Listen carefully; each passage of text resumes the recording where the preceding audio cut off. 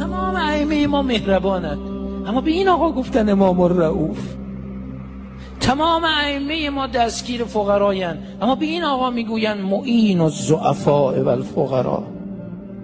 تمام ائمه ما محبت دارن به شیعیانشون، اما به این آقا گفتن انیس النفوس، یعنی باید گرد میگیره، پای حرفت میشینه.